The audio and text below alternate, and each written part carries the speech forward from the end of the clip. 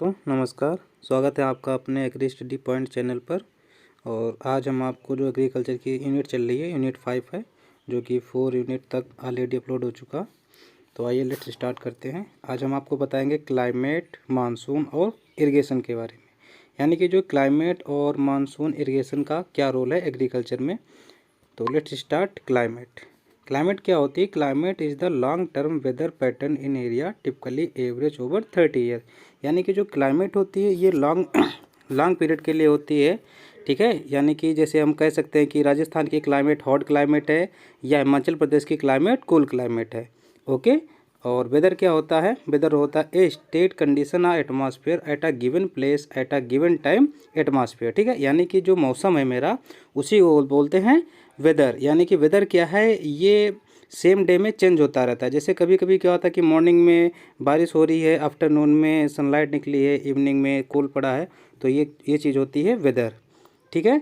तो it is a cloud tasteless. जो हमारे जो ये वेदर कैसा होता है, ये कलरलेस होता है, यानी कि इसका कोई भी कलर नहीं है, और टेस्टलेस, इसका कोई भी टेस्ट नहीं है। एंड मिक्सचर ऑफ गैसेस, यानी कि इसमें गैसेस का मिक्सचर है, जैसे CO2 हुआ, आर्गन हुआ, ऑक्सीजन हुआ, इन गैसों का मिश्रण है, ठीक है। The surround the earth up to height of 1600 kilometre, यानी कि ये जो अर्थ सरफेस से अप टू 1600 किलोमीटर तक है, तो इसमें क्या है? वेदर है, ठीक है। तो जो मेरा ये वेदर है, ये vertical temperature difference atmosphere is divided into 4 layer. यानी कि जो मेरा एटमॉस्फेयर है इसको क्या हुआ, ये वर्टिकली बेसिस पे, ये कैसे वर्टिकली बेसिस पे क्या है, इसको 4 लेयर में जो है डिवाइडेशन किया गया है। सो कि पहला कौन सा है? तो पहला मेरा है ट्रोपोस्फेयर। ट्रोपोस्फेयर में क्या है? It is the lowest most layer of atmosphere, यानी कि एटमॉस्फेयर की ये सबसे निचली सतह की जो लेयर है, इसको क्या बोलते हैं? ट्रोपोस्फेयर। ये क्या extending up to 8 to 18 kilometre, यानी कि 8 किलोमीटर कहाँ से? पोलर से है, और 18 किलोमीटर कहाँ से? इक्वेटर से है, ठीक है। देन क्या है इसमें? Temperature decrease with the increase altitude the rate of 6 degree Celsius पर किलोमीटर। यानी कि क्या है, जब हम इसमें 1 किलोमीटर ऊपर जाएंगे, ठीक है, एल्टीट्यूड यानी कि डिक्रीज मतलब इंक्रीज करेंगे, बढ़ेंगे, तो मेरा जो टेम्परेचर है वो 6 डिग्री सेल्सियस जो है कम होगा। समझ रहे ना? इसी को क्या बोलते हैं, जो है मेरा जो है टेम्परेचर डिक्रीज हुआ, और इंक्रीज क्या हुआ? एल्टीट्यूड, यानी कि पर किलोमीटर में 6 डिग्री सेल्सियस मेरा टेम्परेचर कम हुआ। देन क्या? 80 dense part of atmosphere condition 85% of mass, यानी कि जो मेरा मास है 85% वो इसी में रहता है। जैसे हमारा जो बादल हैं, पेड़ हैं, या लिविंग ऑर्गेनिज्म हैं, या हम लोग हैं, जानवर हैं, वो टोटल जितना भी एटमॉस्फेयर का जो भी लिविंग ऑर्गेनिज्म है 85% वो कहाँ पे है? ट्रोपोस्फेयर पे। देन सेकेंड लेयर क्या है? स्ट्रेटोस्फेयर। स्ट्रेटोस्फेयर क्या है? It is the second most layer, यानी कि ये एटमॉस्फेयर की सेकेंड लेयर है। And height up to 50 kilometre from the troposphere, यानी कि जो ट्रोपोस्फेयर है उससे कितना ऊपर है? ये 50 किलोमीटर ऊपर, ठीक है। देन क्या? It is a warmest layer increase with altitude, यानी कि ये वार्मेस्ट लेयर है, यानी कि गर्म लेयर है। कैसे? यानी कि जैसे जैसे हम ऊपर बढ़ते जाएंगे वैसे वैसे हमको यहाँ इसका जो टेम्परेचर है वो हॉट होता जाएगा। देन क्या है? Due to presence of ozone layer, इसमें क्या है? ओजोन लेयर पाई जाती है, किसमें? स्ट्रेटोस्फेयर में। बहुत ही मोस्ट इंपॉर्टेंट क्वेश्चन है, कभी कभी पूछते हैं जो है स्ट्रेटोस्फेयर जो लेयर है वो किस स्फीयर में पाई जाती है? तो stratosphere, second layer of the atmosphere, यानी कि सेकंड लेयर है, और स्ट्रेटोस्फेयर उस लेयर का नाम है। इसमें क्या होती है? ओजोन लेयर, O3, ठीक है। और इसमें ultraviolet as well hence the also called ozonosphere, और इसको क्या कहते हैं? ओजोनोस्फेयर। क्यों? क्योंकि इसमें ओजोन सतह पाई जाती है। देन मेरी है थर्ड लेयर मीजोस्फेयर। मीजोस्फेयर क्या है? Extending up to 80 kilometre from the earth surface, यानी कि ये अर्थ सरफेस से 80 किलोमीटर ऊपर तक है। कितना? सपोज दैट ये मेरी अर्थ है, तो इसकी हाइट कितना है? 80 किलोमीटर, ठीक है। देन क्या? Strong decrease the temperature with the increase altitude. अब इसमें क्या होता है? इसमें टेम्परेचर जो है वो अपना घटता है। ट्रोपो में क्या रहा था? बढ़ रहा था, और मीजो में क्या? घट रहा है। कैसे कैसे? जैसे मेरा एल्टीट्यूड ऊपर ऊपर बढ़ता है, यानी कि जैसे जैसे हम हाइट से ऊपर चलते जाते हैं ऐसे ऐसे मेरा टेम्परेचर डिक्रीज होता जाता है। देन क्या? थर्मोस्फेयर। थर्मोस्फेयर क्या है? From the earth surface extending height of 80 to 1600 kilometre, यानी कि 80 से ऊपर 1600 किलोमीटर तक क्या है मेरा? थर्मोस्फेयर, यानी कि फोर्थ लेयर ऑफ एटमॉस्फेयर, यानी कि एटमॉस्फेयर की चौथी लेयर है। देन क्या है, outmost layer is called exosphere, यानी कि जो इसकी आउट लेयर होती है उसको क्या बोलते हैं, एक्जोस्फीयर। एक्जो माने एग्जिस्ट मतलब बाहर, यानी कि जो सबसे लास्ट की जो है in layer of the atmosphere उसको क्या बोलते हैं, थर्मोस्फेयर। एंड क्या, temperature increase with the altitude, यानी कि देन इसमें फिर टेम्परेचर इंक्रीज हो रहा है। कैसे कैसे, जैसे जैसे हाइट ऊपर बढ़ती जाती है। ये इन्हीं से क्वेश्चन पुटअप होते हैं कि किस लेयर में टेम्परेचर डिक्रीज हो रहा है, किस में इंक्रीज हो रहा है। तो किस में हो रहा था, ट्रोपो में बढ़ रहा था और मेरा लास्ट थर्मो में बढ़ रहा था, और मेजो में क्या हुआ, डिक्रीज हुआ। तो ये आप कुछ इमेज देख रहे होंगे, layer of the earth atmosphere है। सपोज दैट ये मेरी अर्थ है, ठीक है। तो अर्थ का देखो ट्रोपोस्फेयर जो मेरा नीचे, इसी में मेरे जो प्लेन्स वगैरह उड़ते हैं, बैलून है और प्लांट हैं और लिविंग ऑर्गेनिज्म सब ट्रोपो पे हैं। स्टेप्टो में क्या है, देखो ओजोन लेयर है, स्टेप्टो में ओजोन लेयर है, छोटे छोटे जो उल्का पिंड वगैरह वो इसी में रहते हैं। और फिर देन मेजोस्फीयर एंड थर्मोस्फीयर, ठीक है। और लास्ट में क्या है, एक्जोस्फीयर। देन आप देख रहे होंगे, अब देखिए इसमें जो मैंने बताया कि ट्रोपो में टेम्परेचर क्या हो रहा, बढ़ रहा है। कैसे कैसे, जैसे जैसे हाइट बढ़ रहे हैं। अब जैसे जैसे ये मेरे जीरो से ऊपर ये हाइट बढ़ रही है, ऐसे ऐसे मेरा टेम्परेचर बढ़ रहा है, ठीक है। देन क्या है, स्टेप्टोस्फीयर, ठीक है। और मीजोस्फीयर में फिर घटा, फिर मेरा थर्मोस्फीयर में बढ़ गया, ठीक है। तो क्या हुआ, मीजो में घटेगा, ट्रोपो में बढ़ेगा और थर्मो में बढ़ेगा। देन आप ये सेकंड इधर पिक्चर देख रहे होंगे, तो मेरा जो ये पहाड़ है, पर्वत हैं, बादल हैं, बैलून्स हैं, यानी कि 85% मास कहाँ पे है, निचली सतह में, ट्रोपोस्फीयर में। देन स्टेप्टोस्फीयर में क्या है, O3 ओजोन लेयर है। फिर मीजो, थर्मो और एक्जो, जो मेरी जो सैटेलाइट जो काम करती है जो नेटवर्किंग का, वो कहाँ पे है, वो एक्जोस्फीयर में। ओके, तो नेक्स्ट क्या है, कंपोजिशन ऑफ एटमॉस्फेयर, यानी कि एटमॉस्फेयर में क्या क्या चीज़ पाई जाती है। तो नाइट्रोजन कितना है, 78%। बहुत ही मोस्ट इंपॉर्टेंट क्वेश्चन है for the UP CATET exam, ICR बेचू में पूछ लिए जाते हैं कि नाइट्रोजन क्या कितना परसेंट एटमॉस्फेयर में हमारे, तो कितना है, 78%। देन क्या है, ऑक्सीजन। ऑक्सीजन क्या है, इसको लगभग 21% मान लेते हैं, क्योंकि 20.95% है, तो इसको 21% में मान लेते हैं। देन है आर्गन, आर्गन कितना, 0.9%। देन CO2 कितना, 0.03%। और ये ppm में कितना हो जाएगी, 300 से 360 ppm। कभी कभी क्या है ना, 0.03 ना डेटा देके 300 से 360 ppm में पूछ लेते हैं, तो कितना होगा, 300 से 360 ppm। देन क्या है, कंपोजिशन ऑफ सोयल एयर, यानी कि सोयल में क्या होता है, carbon dioxide will be nearly 8 to 10 time more, यानी कि 0.25% एज कम्पेयर टू एटमॉस्फेयर। यानी कि क्या है कि एटमॉस्फेयर से CO2, हमारी सोयल में CO2 अधिक पाई जाती है। क्यों पाई जाती है, इसका मेन रीजन क्या है, देखो सपोज दैट ऊपर मेरा CO2 एटमॉस्फेयर में, नीचे CO2 यानी कि सोयल में। अब सोयल में CO2 क्यों ज़्यादा होगी, इसका मेन रीज़न ये है कि हमारी जो सोयल है, इसकी अपर मोस्ट लेयर में हमारे माइक्रो ऑर्गेनिज्म अधिक होते हैं। क्या, माइक्रो ऑर्गेनिज्म, जैसे फंगस है, बैक्टीरिया, एक्टिनोमासीज है। तो ये क्या करते हैं, ये सब लिविंग ऑर्गेनिज्म है और शोषण करते हैं। जब ये शोषण करते हैं तो इनको क्या होती है, जो CO2 वो रिलीज करनी होती है। O2 लेंगे, CO2 रिलीज करेंगे, तो ये जितना ही CO2 रिलीज करेंगे और ज़्यादा से ज़्यादा इसमें माइक्रो ऑर्गेनिज्म है, तो CO2 का जो कंसनट्रेशन है वो सोयल में बढ़ जाता है। इसलिए क्या होता है कि सोयल में CO2 का 8 to 10% CO2 आप ज़्यादा होती है कंपेयर टू एटमॉस्फेयर, ठीक है।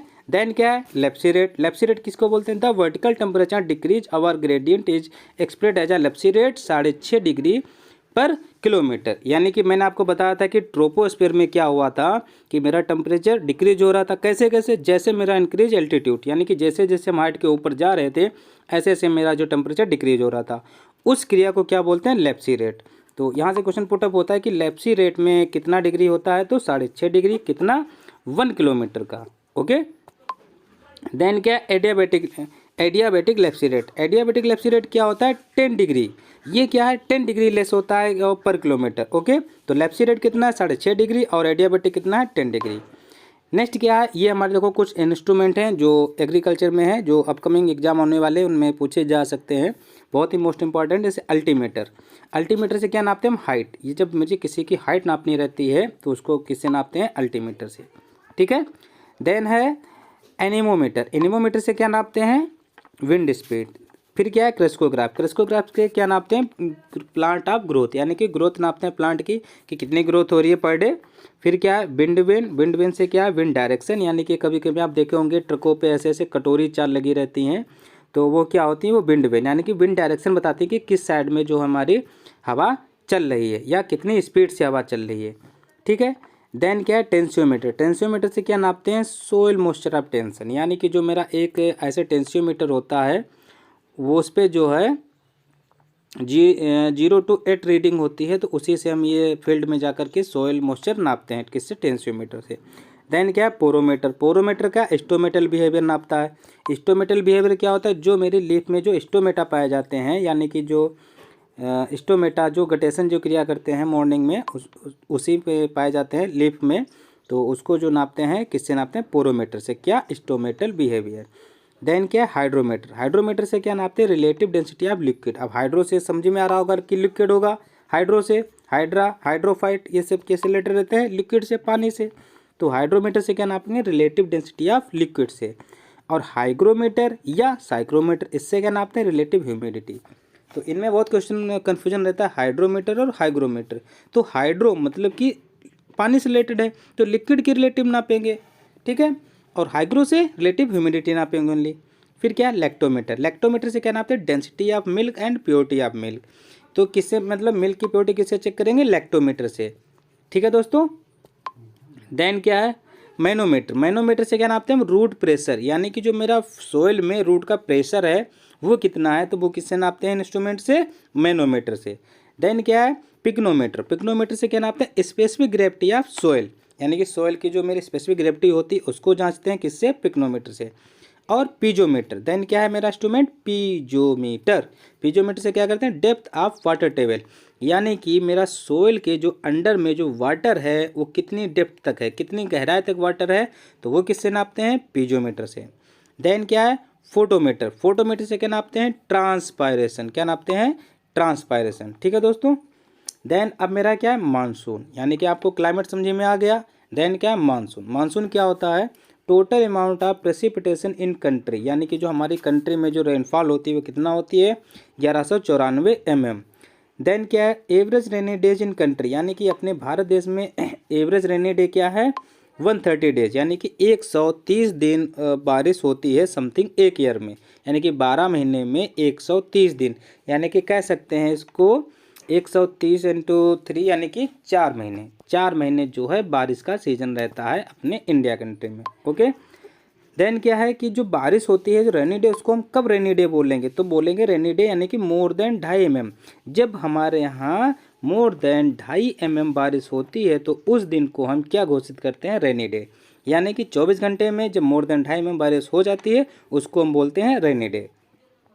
अब देखिए फर्स्ट क्या है, फर्स्ट है साउथ वेस्ट मानसून, यानी कि जो मेरा साउथ वेस्ट मानसून है जो तमिलनाडु से नीचे से चलता है केरला से, उसको क्या बोलते हैं, साउथ वेस्ट मानसून। तो south west monsoon reach south at coast Kerala around, यानी कि ये केरला घाट से उठता है कब, 1 जून को, इसको क्या बोलते हैं, साउथ वेस्ट मानसून।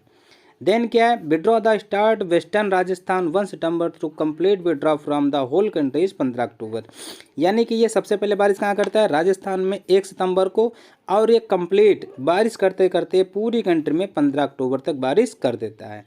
देन क्या है इसको क्या बोलते हैं, it is called grand period of rainfall. तो यहाँ से क्वेश्चन आता है कि ग्रांड पीरियड ऑफ रेनफॉल किसको बोलते हैं, तो साउथ वेस्ट मानसून को।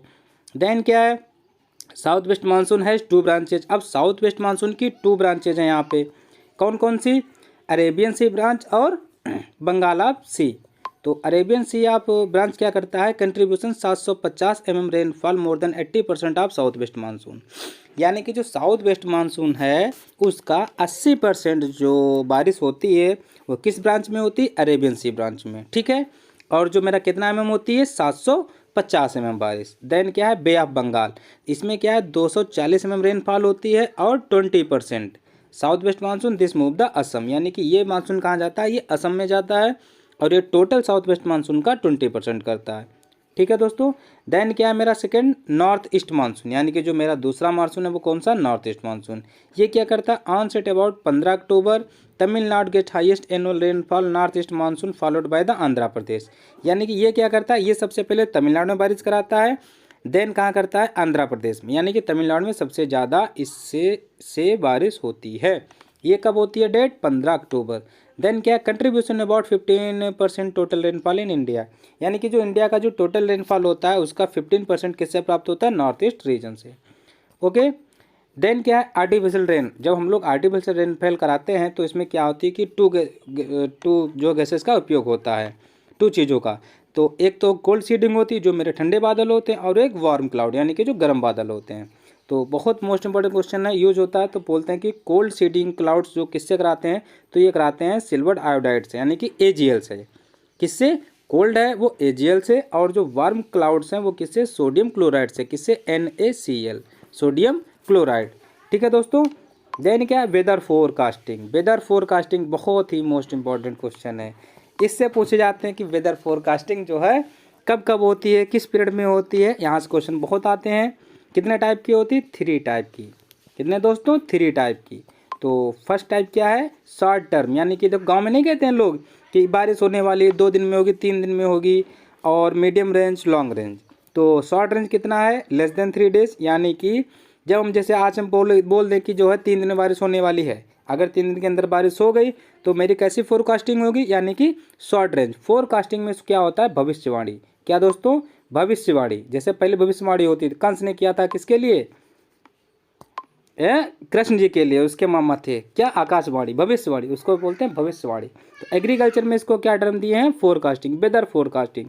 एग्रीकल्चर में भैया वेदर से मतलब है मौसम से, मौसम नहीं तो कुछ नहीं। ठीक है। तो वेदर फोरकास्टिंग बहुत ही मोस्ट इंपॉर्टेंट है, आप ध्यान रखना। जो शॉर्ट रेंज है वो लेस देन 3 डेज, यानी कि 72 घंटे के अंदर। जो मीडियम रेंज है वो 3 से 10 दिन, और जो लॉन्ग रेंज है वो मोर देन 10 डेज। ओके दोस्तों। नेक्स्ट क्या देखते हैं, क्रिटिकल स्टेज ऑफ अप्रोचेज, यानी कि जो हमारी जो क्रॉपें हैं उनकी क्रिटिकल स्टेज क्या आती है। जैसे हम लोग कहते हैं आज कल यार हमारी क्रिटिकल स्टेज चल रही है।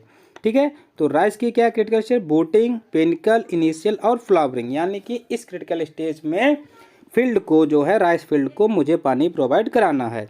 ठीक है। अगर हम इस क्रिटिकल स्टेज में वाटर नहीं देंगे तो मेरी क्रॉप को लॉसेस हो सकता है, और मेरी क्रॉप जो है फेल्योर भी हो सकती है। देन क्या, व्हीट। व्हीट में क्या, CRI स्टेज। CRI स्टेज बहुत ही मोस्ट इंपॉर्टेंट क्वेश्चन, बहुत ही सुना सुना नाम छाया हुआ। CRI, क्राउन रूट इनिशिएशन, यानी कि हिंदी में कह सकते हैं शिखर जड़ बनते समय। ओके दोस्तों। तो शिखर जड़ बनते समय ये कितने दिन बाद होती है, 21 दिन बाद। ठीक है। कंफ्यूज नहीं होना, कहीं कहीं 21 से 25 दिन भी लिखा रहता है, तो मोस्टली जो है 21 दिन। यह क्वेश्चन बहुत पुटअप होता है कि व्हीट में CRI स्टेज कब आती है, तो 21 दिन में। और यानी कि कह सकते हैं पहली सिंचाई कब होती है, तो 21 दिन में। कह सकते हैं किस स्टेज पे होती है, तो CRI स्टेज पे। देन क्या है, मेज, मक्का। मक्का में क्या है, टेस्लिंग एंड सिल्किंग। अब टेस्लिंग कौन सी बला है, देखो दोस्तों, टेस्लिंग ये है, आपने जो मक्के का जो प्लांट देखा होगा, जो मक्के का जो प्लांट होता है, जो ऊपर ये जो हमारे सिल्क निकलते हैं जो गुच्छेदार रहते हैं, जस्ट लाइक फाउंटेनिंग, जैसे फ्लावर उसमें फुवारा जैसे निकलता है बूंद बूंद का, ऐसे निकलते हैं, इसको क्या बोलते हैं, टेस्लिंग। ठीक है। अब सिल्किंग क्या है, जब सिल्किंग जो होती है, मेरे जैसे भुट्टा जो होता है, मक्के का कॉब होता है, उसके साइड में आप देखेंगे जो रोए से निकलते रहते हैं, बाल से जो हेयर्स रहते हैं, उसको क्या बोलते हैं, सिल्क। यानी कि तो जब ये सिल्किंग और टेस्लिंग, जब ये दोनों स्टेज फील्ड में आ जाती है मेज के, तो उस स्टेज पे हमको पानी देना बहुत ही ज़रूरी बनता है। ओके दोस्तों। अगर इस स्टेज पे हम वाटर नहीं देंगे फील्ड को, तो क्रॉप जो है फेल्योर या डैमेज हो सकती है। देन क्या, कॉटन। कॉटन में क्या, फ्लावरिंग और पॉड फॉर्मेशन, बॉल फॉर्मेशन। जो मेरी कॉटन होती है उसका एक जो बॉल होता है जिसके अंदर से कॉटन निकलती है, जब वो मेरी बन रही होती है तो वहाँ पे क्या होता है, इरिगेशन देनी चाहिए। फिर क्या है, ग्राउंड नट। अब ग्राउंड नट में क्या होता है, पेगिंग। क्या दोस्तों, पेगिंग। पेगिंग क्या होता है, पेगिंग जो ग्राउंड नट में आफ्टर सोइंग से 55 डेज पे आती है समथिंग, यानी कि 50 से 55 डेज। अब ये क्वेश्चन यहाँ से एक बनता है कि जो है पेगिंग कब होती है ग्राउंड नट में, तो 50 से 55 दिन में। अब पेगिंग क्या होती है, पेगिंग ये होती है कि जो मेरा जो ग्राउंड नट का जो फ्लावर है वो कहाँ होता है, अपर सरफेस पे, यानी कि सरफेस के ऊपर, यानी कि मेरे स्टेम में। और जो पेगिंग है, अब जो दाना कहाँ बनता है, दाना तो सोल में बनता है, नीचे बनता है फली में। तो पेगिंग में क्या होता है, ऊपर का जो फ्लावर है उसका फ्लावर का जो स्टेमन है वो कहाँ जाता है, नीचे नीचे आता है, ये सोल सरफेस को क्रैक करके अब सोयल सरफेस क्या, इसीलिए देखो रेतीली बालू में होती है, हल्की सैंडी सोल में मूंगफली होती हैं। जब पेगिंग का क्रिया हो रही है यानी कि जब नीचे ये फ्लावर आ रहा हो मैटिंग के लिए, तो उस स्टेज पे मुझे जो है मॉइस्चर देनी चाहिए फील्ड को, उसको क्या बोलते हैं, पेगिंग। क्रिटिकल स्टेज मूंगफली की, देन क्या है, ग्राम। ग्राम में क्या है, pre flowering and pot development, यानी कि जब मेरा फूल आने से पहले और जब मेरी फली बन रही हो तब क्या होती है, क्रिटिकल स्टेज फॉर ग्राम। ठीक है दोस्तों, नेक्स्ट देखते हैं water requirement for major field crop, यानी कि मुझे मेजर फील्ड जो है उनको वाटर कितना कितना चाहिए। तो सबसे ज़्यादा वाटर किसको चाहिए, शुगर केन को, यानी कि गन्ना कितना चाहिए, 1500 से 2500 mm। ओके, वीट को कितना चाहिए, 650 से 800 mm, राइस को 1500 mm, पल्स को 450 से 700 mm, मेज को 400 से 600 mm। यहाँ से क्वेश्चन पुटअप होता है, यानी कि जैसे मेज को कितना वाटर चाहिए तो 400 से 600 mm चाहिए। देन क्या है, मेजरमेंट ऑफ इरिगेशन वाटर। अब यहाँ से भी क्वेश्चन बहुत ही मोस्ट इंपॉर्टेंट है, पूछ लेते हैं 1 क्यूसेक में कितना वाटर है, तो 1 क्यूसेक इक्वल टू 28.3 लीटर, यानी कि 1 क्यूसेक में कितना वाटर होता है, 28.3 लीटर। फिर क्या, 1 क्यूमिक, यानी कि 1 क्यूमिक में कितना होता है, 1000 लीटर, 1 क्यूमिक में 1000 लीटर। ओके, 1 हेक्टेयर mm, यानी कि मेरा जो 1 हेक्टेयर मेरी एरिया है उसमें 1 mm अगर हम वाटर देखें तो कितना हो जाएगा, 10,000 लीटर। ओके, फिर देखते हैं 1 हेक्टेयर सेंटीमीटर, यानी कि मेरा सपोज दैट ये 1 हेक्टेयर लैंड है, इसमें हम 1 सेंटीमीटर जो वाटर अगर होल्ड करते हैं, रोकते हैं पूरे फील्ड में, तो कितना लीटर हो जाएगा, 1 लाख लीटर। कितना, 1 लाख लीटर मेरा आएगा। यहाँ से क्वेश्चन पुटअप होता है कि 1 hectare land 1 centimetre, how many of litre water, तो 1 लाख लीटर वाटर। देन क्या है, 1 हेक्टेयर मीटर, यानी कि जब 1 हेक्टेयर में हम 1 मीटर पानी होल्ड करेंगे तो कितना वाटर आएगा भैया, देखो इकाई, दहाई, सैकड़ा, हजार, 10,000, लाख, 10 लाख, यानी कि 10 लाख लीटर मेरा पानी 1 हेक्टेयर में होल्ड होगा। ओके दोस्तों, बहुत ही मोस्ट इंपॉर्टेंट क्वेश्चन है, आप इनको लिख लीजिएगा, फ्यूचर में दोस्तों याद आएगी जब ये क्वेश्चन आएंगे, किसी ने पढ़ाया था। नेक्स्ट देखो, फिर क्या है कि ploughing is called classified according क्रीडा हैदराबाद, यानी कि जो मेरा क्रीडा हैदराबाद इंस्टीट्यूट है आसियार के अकॉर्डिंग, इसमें क्या होता है, जो प्लोइंग करते हैं वो कितनी 3 टाइप की प्लोइंग होती है। 1 सैलो, यानी कि हल्की प्लोइंग, देन मीडियम, 3 डीप, यानी कि जो हम सैलो प्लोइंग करते हैं वो कितना है, 5 से 6 सेंटीमीटर। यानी कि जब हम सोइंग करते हैं, सोइंग करने से पहले जब हम प्लोइंग करते हैं, खेत की जुताई करते हैं, तो उसकी जो है अगर हम सैलो प्लोइंग करनी है तो कितना करेंगे, 5 से 6 सेंटीमीटर। देन क्या, मीडियम 15 से 20 सेंटीमीटर, डीप कितना करेंगे, 25 से 30 सेंटीमीटर। ओके दोस्तों, नेक्स्ट देखते हैं classification of water set. Water set क्या होता है, वाटर सेट इस प्रकार से होता है जैसे जो मुझे वाटर जो है रोकना होता है, वाटर को स्टोर करना रहता है, उसको क्या बोलते हैं, वाटर सेट। यानी कि अगर हम वाटर सेट हमको बनाना है, अगर हमको माइक्रो वाटर सेट बनाना, यानी कि बहुत बड़ा बनाना, तो कितना बनाएंगे, मोर देन 50,000 हेक्टेयर लैंड मुझे चाहिए। सब माइक्रो वाटर सेट बनाना है तो 10,000 से 50,000 लैंड चाहिए। मिली वाटर सेट बनाना है तो 1,000 से 10,000 हेक्टेयर लैंड चाहिए। माइक्रो वाटर सेट बनाना है तो 100 से 1,000 हेक्टेयर लैंड चाहिए। और मिनी वाटर सेट बनाना है तो 10 से 100 हेक्टेयर लैंड चाहिए। तो बहुत ही मोस्ट इंपॉर्टेंट क्वेश्चन है, आप इनको देख लीजिएगा और नोट कर लीजिएगा। अगर कोई कन्फ्यूजन होता है तो आप मेरे प्लेलिस्ट में डाल दीजिएगा, कन्फ्यूजन मैं आपको सही करने की कोशिश करूँगा। देन क्या है, इरिगेशन। भैया इरिगेशन बहुत ही ज़रूरी, पानी ना कुछ ना, किस में, एग्रीकल्चर में। क्या करते, अब देखिए इरिगेशन क्या होती है, irrigation is the artificial of water to partially meet to the crop, यानी कि हम जब अपनी क्रॉप को वाटर देते हैं किसी भी मेथड से, पाइप से दे दो, बारिश से दे दो, सरफेस से दे दो, वो क्या होती है, इरिगेशन। सिंचाई क्या होती है कि फील्ड को पानी देना, क्या कहलाती है, सिंचाई। अब भैया सिंचाई के भी टाइप हैं, कितना टाइप हैं, 4 टाइप बा। पहला क्या, सरफेस इरिगेशन। क्या, सरफेस, यानी कि जो हम सरफेस सतह से इरिगेशन देते हैं उसको क्या बोलते हैं, सरफेस इरिगेशन। क्या है, most common method of irrigation in India, यानी कि अपने भारत कंट्री में जो है कौन सा मेथड यूज होता है, सरफेस इरिगेशन। इसमें क्या, एट इंक्लूडिंग फॉलोइंग मेथड। अब सरफेस इरिगेशन के भी टाइप हैं। फर्स्ट क्या है, फ्लड मेथड। फ्लड मेथड क्या, water is applied to crop by flooding on the soil surface mostly adopted in wetland rice, यानी कि जो मेरे राइस की फील्ड है उसमें क्या करते हैं, फ्लडिंग मेथड यूज़ करते हैं, यानी कि एक साइड से पानी खोल दिए, फुल फील्ड में चल रहा है, बह रहा है, कोई दिक्कत नहीं है, पूरी खेत सिंचने दो। वैसे भी राइस को बहुत पानी चाहिए। क्या आपको पता है कि 1 kg राइस पैदा करने में कितना लीटर वाटर खर्च होता है? पता है किसी को दोस्त? कमेंट बॉक्स में ज़रूर आंसर दीजिएगा। मैं बताता हूँ, 1 kg ऑफ पैडी यानी कि राइस को पैदा करने में 5000 लीटर पानी खर्च होता है। कितना दोस्तों? सॉरी, 5000 लीटर पानी खत्म होता है। देन क्या है, चेक बेसिन। चेक बेसिन क्या है, most common among surface method crop use in wheat ground and pearl millet, यानी कि जो मेरा चेक बेसिन मेथड है किस क्रॉप में यूज करते हैं, व्हीट और ग्राउंड नट यानी कि मूंगफली और गेहूं में। देन क्या है, रिंग बेसिन। रिंग बेसिन क्या, सुटेबल फॉर फ्रूट क्रॉप। अब रिंग बेसिन क्या होता है, रिंग बेसिन आपने देखा होगा कि कभी कभी बगीचे में लोग थाला बना देते हैं, साइड में क्या करते हैं, थाला बना देते हैं, तो नीचे जो है जो गोल गोल जो थाला बनाते हैं यानी कि रिंग आकार का, गोल आकार का, छल्ले आकार का, उसी को बोलते हैं रिंग मेथड। तो ये मोस्टली कहाँ यूज होता है, ये ऑर्चर्ड में यानी कि फ्रूट क्रॉप यानी कि बगीचे में। देन क्या है, border strip method. Border strip method क्या होता है, सोयल जो है इसका सोयल होता है, सोयल का स्लोप होता है वो 0.5 से 1%। बस मेन क्वेश्चन यहीं से आता है कि जो है बॉर्डर स्ट्रिप मेथड का स्लोप कितना होता है, तो 0.5 से 1%। और किसका मेथड है, ये सरफेस इरिगेशन का मेथड है।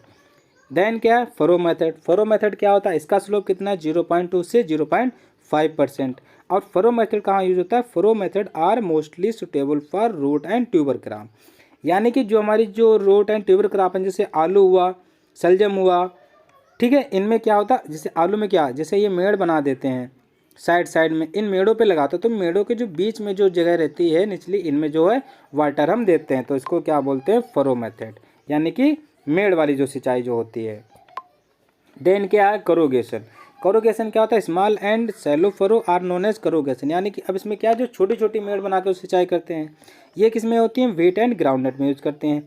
देन क्या है, सर्ज मेथड। सर्ज मेथड क्या होता है, this process of on off water supply and cut off result in minimize deep percolation and run off, यानी कि सर्ज मेथड से जो मेरा पर्कुलेशन होता है ये कम होता है। पर्कुलेशन क्या होता है, ये मैं आपको जब सोल साइंस का टर्म पढ़ाऊंगा जो मॉइस्चर वाला, उसमें पर्कुलेशन और जो है लीचिंग, ये सब रन ऑफ और सब उसमें आ जाएंगे, सीवेज वगैरह। देन क्या है, सेकेंड टाइप सब सरफेस इरिगेशन। सब सरफेस इरिगेशन क्या होता है, water is applied into a series of field detached through underground pipeline generally followed in western countries। इसमें क्या होता है दोस्तों कि जो सोयल सरफेस है उसके नीचे हम पाइपलाइन बिछा देते हैं फील्ड क्रॉप में, ठीक है, जहाँ पे हम क्रॉप ग्रो करते हैं जिस फील्ड में, उसमें हम नीचे जो पाइपलाइन बिछा देते हैं वहीं उसी से हम वाटर डिस्चार्ज करते रहते हैं, उसी को बोलते हैं सब सरफेस इरिगेशन, यानी कि सरफेस के नीचे। ये मोस्टली हमारी कंट्री में नहीं होता है, बहुत ही रेयर केस में कम होता है, केरला में, साउथ स्टेट में मोस्टली ये कहाँ यूज होता है, जापान में, यूएसए में और इजराइल में। देन क्या है, this method is practice in Kerala, यानी कि केरला में यूज होता है। देन क्या है, स्प्रिंकलर। अब भैया स्प्रिंकलर क्या, बौछारी सिंचाई। स्प्रिंकलर को क्या बोलते हैं, बौछारी सिंचाई। अब ये देख लो क्या है, बौछारी जो सिंचाई है ये हमारी है suitable for undulating topography and sandy soil, यानी कि जो हमारी सैंडी सोइल है और अंडुलेटिंग यानी कि जो उबड़ खाबड़ है, ऊंच नीच, ये कहाँ होती है, हिली रीजन में। कह सकते हैं हम कि जो चाय बागवानी होती है उसमें कौन सी इरिगेशन यूज करते हैं, तो स्प्रिंकलर, यानी कि जहाँ पे हिली एरिया है, मेरी जो सोइल है, सोइल की जो सरफेस है वो अंडुलेटिंग है, उबड़ खाबड़ है, ऊंची नीची है, वहाँ पे हम स्प्रिंकलर मेथड यूज करेंगे। क्या है, सेविंग ऑफ वाटर, 25 से 50% इसमें वाटर का सेविंग होता है। डिस्चार्ज कितना है, 1000 लीटर पर घंटे का डिस्चार्ज होता है। देन क्या है, स्प्रिंकलर प्रेशर 2.5 से 4.5 kg पर सेंटीमीटर स्क्वायर इसका प्रेशर होता है, जो इसका जो नोजल होता है उसका प्रेशर। देन क्या है, 40 से 60% सेविंग ऑफ लेबर, यानी कि जो हम लेबर का जो मेरी बचत होती है वो 40-60% होती है compare to surface irrigation. Then क्या है, ड्रिप इरिगेशन। ड्रिप इरिगेशन क्या होता है, इंट्रोड्यूस जो इजराइल, यानी कि इसको हम बूंद बूंद सिंचाई कहते हैं। यहाँ से क्वेश्चन बहुत ही पुटअप होता है, हर एग्जाम में आता है, A4 नाबार्ड NFL। देन जो कम्पिटेटिव एग्जाम रहते हैं एग्रीकल्चर के, कि ड्रिप इरिगेशन क्या है, कहाँ से हो जाए, कितना वाटर डिस्चार्ज होता है, कितना सेविंग होता है, तो जो है सुटेबल फॉर वाटर कितना होता है, 50 से 70% इसमें जो है वाटर की सेविंग होती है, ठीक है। और डिस्चार्ज रेट ऑफ पार्सली कितना होता है, 1 से 8 लीटर इसका वाटर जो है पर हावर डिस्चार्ज होता है। प्रेशर कितना होता है, 1.5 से 2.5% जो है प्रेशर होता है। Most suitable for barley crop use orchard, यानी कि ऑर्चर्ड और ट्री क्रॉप में यूज करते हैं। और एक क्वेश्चन यहाँ पे है कि इसकी वाटर यूज एफिशिएंसी कितनी है। वाटर यूज एफिशिएंसी है 95%। कितना, 95%। वाटर यूज एफिशिएंसी क्या होती है, ये होती है कि हम जब किसी प्लांट को 1 लीटर पानी देते हैं तो वो उस पानी को कितना अपटेक कर पाता है। तो ये जो बूंद बूंद सिंचाई से इसका जो प्लांट है वो 90 to 95% वाटर अपटेक कर लेता है। ठीक है दोस्तों, तो मेरी क्लास यहीं पे ख़त्म होती है। धन्यवाद। अगर मेरी आपको क्लास अच्छी लगी हो तो इसको लाइक एंड शेयर सब्सक्राइब करें। अगर कोई कन्फ्यूजन हो तो आप प्लीज़ कमेंट में डाल दीजिए, मैं आपको नेक्स्ट क्लास में इसका सलूशन दे दूँगा।